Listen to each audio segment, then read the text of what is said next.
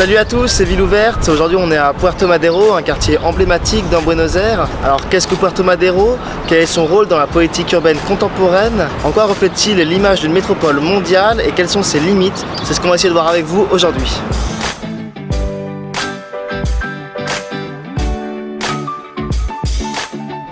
On va rapidement aborder l'histoire de ce quartier et revoir quelques thèmes abordés dans les vidéos précédentes. Au début du siècle dernier, Buenos Aires était la capitale du continent sud-américain. Pour être connecté au reste du monde, la priorité était alors de construire un port digne de ce nom. C'est finalement le plan d'Eduardo Madero, comme on l'a vu dans la vidéo précédente, qui fut choisi. Ce choix illustrait déjà à l'époque une volonté de modernité et d'ouverture à l'international. Cependant, ce choix, bien que stratégique, est devenu une décennie plus tard totalement obsolète, ce qui a laissé cette zone urbaine abandonnée pendant près d'un siècle. Récemment, et toujours dans cette optique de rendre son statut de portail de la mondialisation à Buenos Aires, la ville a décidé de redonner une deuxième vie à ce quartier. En 1991, un plan master urbain est choisi pour moderniser ce quartier. Avec notamment l'aide de plus d'1 milliard d'euros de l'État, les constructions commencent. Aujourd'hui, Puerto Madero sera l'expression de Buenos Aires en tant que ville globale, de par sa modernité, son dynamisme, sa politique dite durable et son agencement intelligent. Alors, qu'est-ce qu'une ville globale? Une ville globale, c'est une ville qui exerce des fonctions stratégiques importantes à l'échelle mondiale, dues au flux économique, de population ou d'informations qui la traversent. Le quartier comprend de grandes tours d'habitation, de nombreux bureaux, les commerces y fleurissent et les espaces verts y sont abondants. Une des caractéristiques les plus notables de Puerto Madero est sans doute la présence dans le quartier de la réserve écologique de Buenos Aires. C'est d'ailleurs devenu un lieu touristique majeur de la ville, donnant une dimension supplémentaire à ce quartier. Ainsi, pour beaucoup, le développement de ce quartier est vu comme une réussite pour diverses raisons. Il s'agit d'un recyclage d'une zone urbaine jusque-là abandonnée en plein cœur de la ville. Il y a la création de nouvelles infrastructures, comme le Ponto de la Mujer et de nouveaux espaces verts dans une ville qui en manque cruellement, comme atteste l'OMS. C'est également une nouvelle zone énorme d'expansion commerciale et finalement il y a une politique d'économie durable avec un plan de recyclage des déchets, un projet futur de faire un tramway et bien sûr la réserve écologique que nous avons déjà mentionnée. En 2015, la revue American Foreign Policies classe d'ailleurs Buenos Aires au 20e rang des villes mondiales et ce, devant Montréal, Sao Paulo, Miami ou encore Mexico City. Cependant, cet enthousiasme autour de ce nouveau quartier de la capitale doit être remis en perspective. En effet, Puerto Madero joue un rôle majeur dans la communication de la ville et des médias, mais joue un rôle très peu concret dans l'organisation de Buenos Aires elle-même.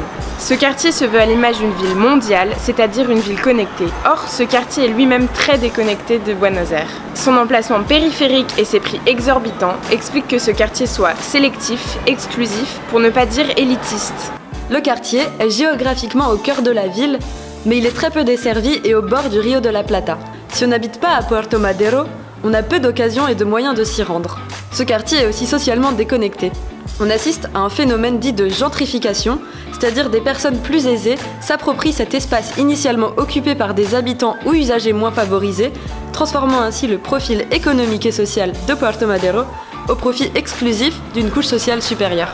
Ces inégalités sociales et économiques sont d'autant plus frappantes tant le contraste est gigantesque entre Puerto Madero et la Villa Rodrigo Bueno, un bidonville qui s'étend à une centaine de mètres à peine des gratte-ciel du quartier luxueux qui capte toute l'attention médiatique.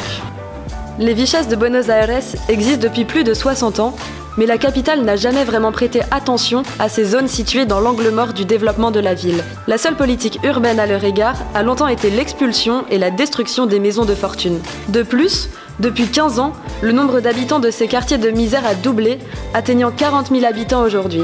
Ce phénomène soulève ainsi un réel questionnement quant à la durabilité sociale des quartiers avoisinant ces bidonvilles dont Puerto Madero.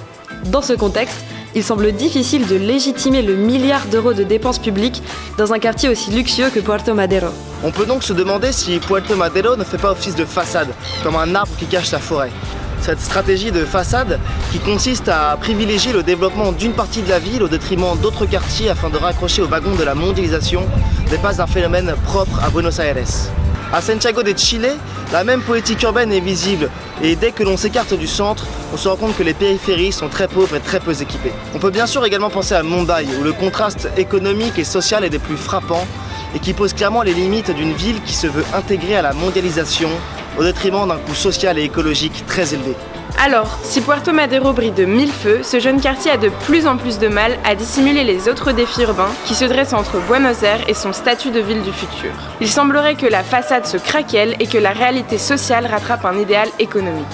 Cependant, la situation des Vichas s'améliore. En effet, depuis 2010, une loi prévoit la réurbanisation des deux plus grands bidonvilles, la Vicha 31 et 31 bis. Mais ce sera le sujet d'une prochaine vidéo.